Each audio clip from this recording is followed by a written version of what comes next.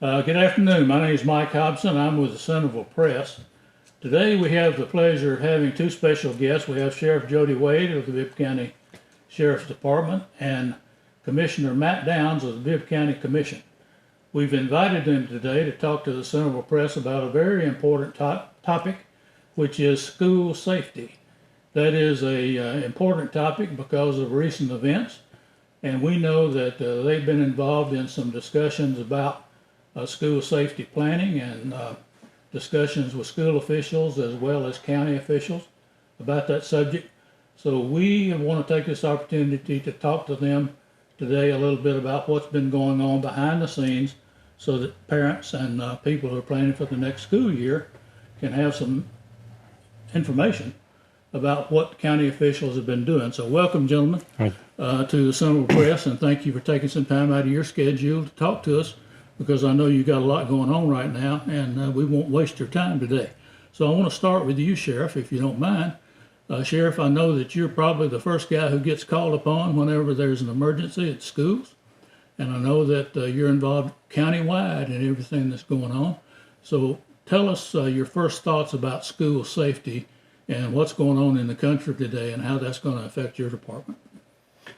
Well, we've been working with the county commission, and we've been in discussions for the last 9 months. When several of the commissioners come to me and I'd gone to them, they're all on board with helping us find a way to provide school resource officers for our schools. There are already things in place at the schools as far as the locked doors to where you have to be buzzed in to get in and out and things like that. So they have went through different procedures to ensure the safety of the children. We're trying to add to that. So in addition to hardening schools, having the opportunity to have school resource officers on the campuses for the immediate response and protection of the students and to get to know them. And if you can see a problem before an event, maybe there's a way that we can help prevent that problem so that we're not in a position where we're trying to learn afterwards at the cost of young lives. Well, at the present time, Bibb County does not have a full-time dedicated officer of any type on any school campus, do they?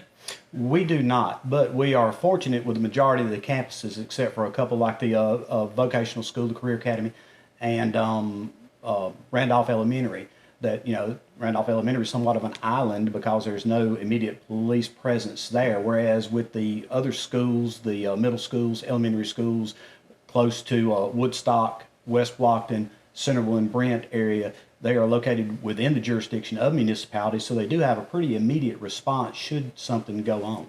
So a lot of times in a smaller, close-knit community, if there's something that's kind of brewing, you're going to hear about it, because we've had calls from teachers and faculty before about a problem with a particular student or something that they're concerned about that we were able to address and try to get them some kind of help, somebody to talk to so we could prevent tragedies like, unfortunately, we've seen in the past.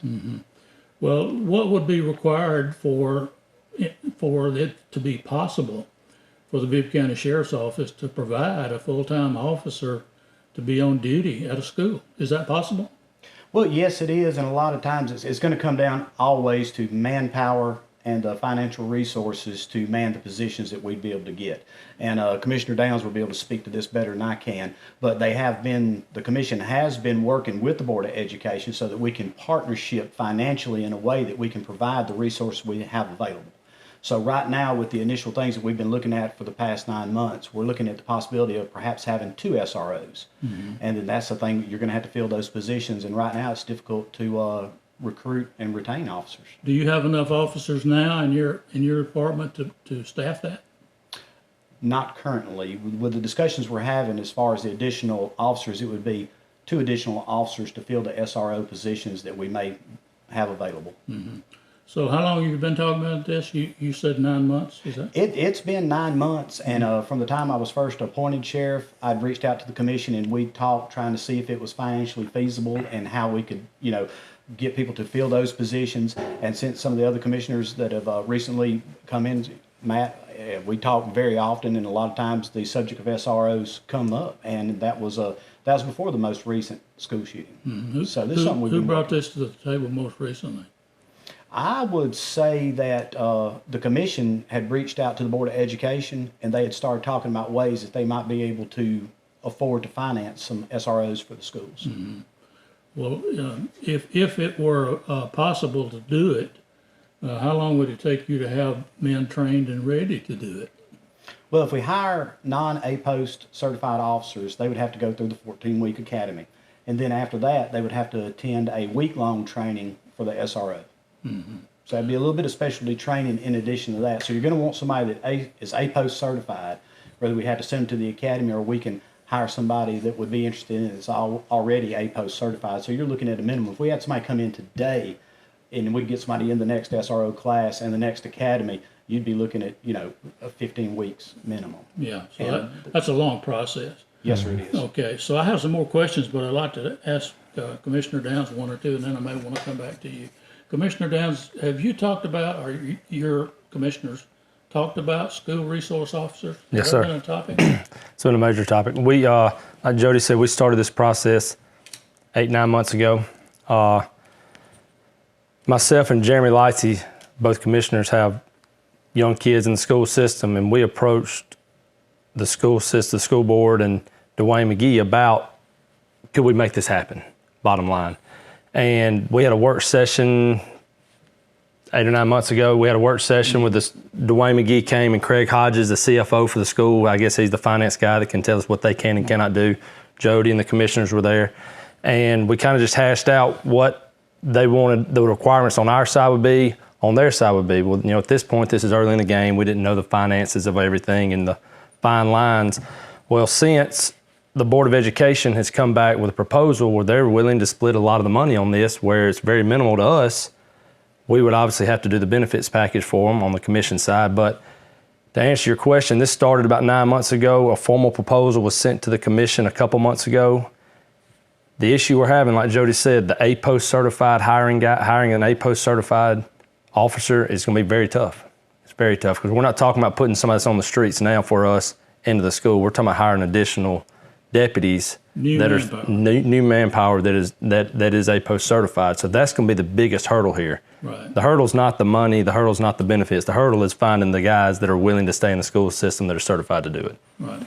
So the proposal on the table now came from, did I understand you correctly, from the Board of Education? The Board of Education has sent a proposal. There's some fine lines that have to be, we're not talking about a guy working from 8 to 3 every day. There's a lot of events. You've got band competitions, football games, baseball games, basketball games, graduations. You have all these things that these guys are going to be required to be at also. So it's going to be a lot of hours on top of the 8 to 3, 8 to 3:30 every day. So there's a lot of fine lines that have to be detailed out.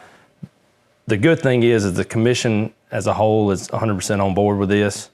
The school board's 100% on board with this. I think everybody knows the safety of our kids comes first, right, without a question. Our kids' safety is first. We would love to see this happen. We just got to find the right people to do it. So the funding is not an obstacle then? The funding is not an obstacle at this point. The obstacle at this point is finding the right people that are APOST certified. Okay. So is that ready to go to the commission for a vote? Are you at that stage? I don't think we're quite there yet. I think we need to probably finalize the fine details of the whole contract of what we're supplying, what they're supplying, and what we're going to be obligated for. I think there's a few more little details we have to hash out. I think everybody's committed to this 100%. Mm-hmm. So I don't think it would take long to get all that done. But you heard what Jody said. The process is a 14-week process. It's not like we can hire a guy next week on it. Right. That's the issue. Well, the main points of the contract, does it include anything other than a person, an officer at each school? Is that the gist of it? Well, yeah, the gist of it is we would supply the officers at the school, which would be available. They would be hired by the sheriff's office. They would be available for an emergency outside the school. Say something happened out on Highway 5 and they had to run out to an emergency. They could leave and go because they would be a sheriff's office employee. So they would be available for other emergencies if needed, but their primary job and primary goal would be to be at that school. And they're a sheriff deputy working under the jurisdiction of the sheriff's department. That's correct? Right. So Correct. they're a sworn officer on duty at their duty stations school. Correct. Right? Okay. One person per school. Well, it wouldn't be per school. The way they're looking at it right now is as far as what we would be able to do as far as what would be financially sustainable is 2 SROs. That's where we would start off 2 at. for each school.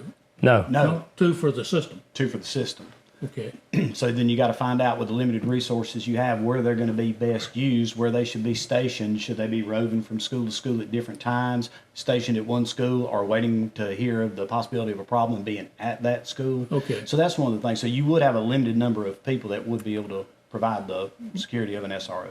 Right. So then you're still dependent, or still supported by the municipal Right. PDs. Back up by Is the that municipal, right? Oh, yeah. Yeah. Anybody in Bibb County can tell you when we have a home game, there's usually officers from about every department that's there at the game. So you have a good bit of security from guys that just come to the game and they come in their vehicles and their uniforms and things like that. So you have a lot of protection. And anytime we've had an issue come up at a home game, there's usually been 5 or 6 officers that can respond immediately. And so we're very fortunate with that. Okay. Then my other, excuse me. To answer your question real quick, the initial goal was to start with 2 to hopefully get more and end up in the 4 to 5 range of school resource officers.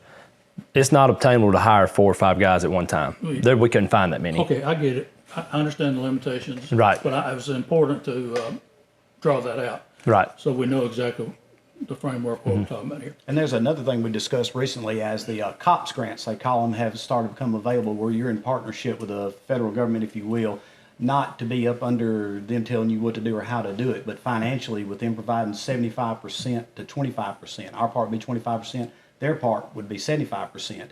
And in that grant with the number of deputies that we currently have, we would be eligible for 2 under the COPS grant, which would be for a 3-year period. Then after that 3 years, you'd be obligated for 100% of the money on our side to keep those 2 additional deputies on that 4th year. Yeah. So that might be something else we could look into as far as adding additional SROs in the future. Yeah, well, that sounds great. Well, just a couple other questions. I know that the SROs, the ones you've described so far, those are an important primary first step for any security plan.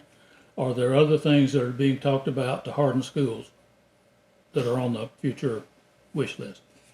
Well, of course, we wanted to tour the campuses and things like that, look for any weakness in the security system they have. But overall, each of the schools has some good hardening, if you will, of the schools already in place. So there's always room for improvement. And like I say, you want to try to get ahead of the game before you learn at the expense of students. This is probably a better question for a school official, but I think everybody has on their mind they should be attending to what the school safety plans are in place and the details of those. So I'll save my questions about that for somebody who works in the school system. Right. We all would like to know what those other things are that they're doing at the school level to address those issues. Well, I appreciate those answers, man. And that really addresses what I wanted to know for today, and I think what the public wants to know for today. Anything else you'd like to add to the conversation that I didn't ask about? If there's anybody out there that wants to become A post certified and get in the school, we want them, right? Absolutely. We're going to start reaching out, and we're going to check with some of the guys that we already have on staff to see any of them would be interested in it, because you would have the opportunity, as Matt said, for the overtime of going out of town or something like that. And as far as the finances, like we were talking about with the part that the county commission will reimburse for, they'd still be responsible for, vehicles, the continuing training every year, any equipment, uniforms and everything the officer need, and the overtime involved with that SRO. So it would be something we'd have to look at and see how that's going to be financially sustainable, which is something that they could speak to better than me. But as far as, with the Board of Education coming in, they're going to give us a set dollar amount. We're going to make up the rest of that to provide the best security and equipment and training that we can. Right. So, and from a law enforcement standpoint and in charge of public safety for all of Bibb County and the students, I would just like to say thank you to the Board of Education and the superintendent, Matt Downs, and the rest of the commission. Yeah, thanks for your time today. And Matt, thank you for coming over here. Yes, sir. And Thank the commission supporting what's going on here. Right. And getting it done in time for the school year. Hopefully we can make it, like Jody said, that process is a long process. Yeah. Okay. We'd love to see it happen by August, That would be awesome. but it's going to be a long process. Yeah. All right. Thanks. And thank you for tuning in and catching up with the Centreville Press. Thanks. We're out.